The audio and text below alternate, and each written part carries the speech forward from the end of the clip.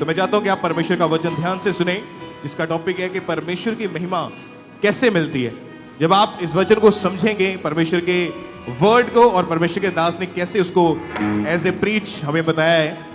वचन में लिखा है भजन संहिता 3 अध्याय उसकी 3 आयत में, परंतु हे यहोवा तू तो मेरे चारों ओर मेरी ढाल है, तू मेरी महिमा और मेरे मस्तक का ऊंचा करने वाला है। मेरे प्रियो, दाऊद परमेश्वर से कहता है कि यहोवा तू तो मेरे चारों ओर मेरी ढाल है, तू मेरी महिमा और मेरे मस्तक का ऊंचा करने वाला है।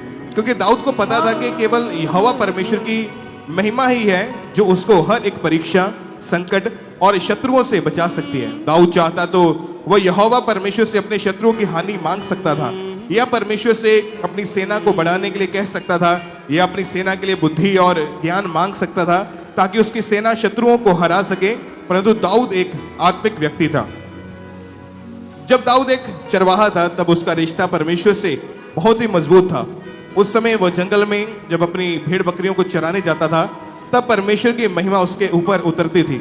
इसलिए वह जानता था कि जब परमेश्वर की महिमा मेरे ऊपर रहेगी तब परमेश्वर खुद ही मुझे अपने शत्रुओं से जयवंत करेगा, ऊंचा करेगा। मेरे प्रियो, आज परमेश्वर की महिमा कैसे मिलती है? परमेश्वर की महिमा आपके मांगने से या आप परमेश्वर के लिए कितने प्यासे हैं उसके हिसाब से मिलती है। जब परमेश्वर आपको स्वर्ग का एक हिस्सा पृथ्वी पर दिखाता है तब आपके जीवन में या सेवकाई में वही माहौल जो स्वर्ग में है दिखने लगता है।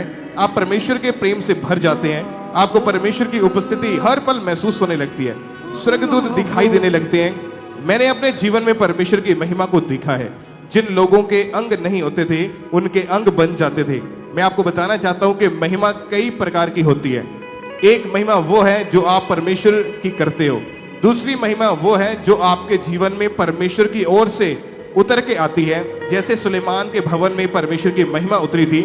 आज एक व्यक्ति पाप से अलग तो रह सकता है पर वह परमेश्वर की महिमा में बना नहीं रह सकता है। जब आप सोशल मीडिया चलाते हो, चाहे वह 5 मिनट के लिए ही क्यों ना हो, वह परमेश्वर की महिमा को आपके जीवन से धीरे धीरे खत्म कर सकता है। शैतान कभी भी नहीं चाहेगा कि कोई परमेश्वर की महिमा में बना रहे, क्योंकि शैतान परमेश्वर की महिमा को, हुजूरी को जानता है। यानी शैतान को परमेश्वर की महिमा का असर, हुजूरी का असर पता है। अगर आपकी प्रार्थना 45 मिनट की है तब भी आप अपने जीवन में परमेश्वर की महिमा को नहीं देख सकते हैं। अगर आपको परमेश्वर की महिमा चाहिए तो आपको पाप से, संसार से पूरी तरह से अलग होना होगा और ज्यादा से ज्यादा या लंबे समय तक प्रार्थना में रहना होगा। तब परमेश्वर की महिमा आपके जीवन में, घरों में, चर्च में दिखाई देने लगेगी। सब कलीसिया कहे आमीन। आमीन। अपने हाथों को उठाएं, अपनी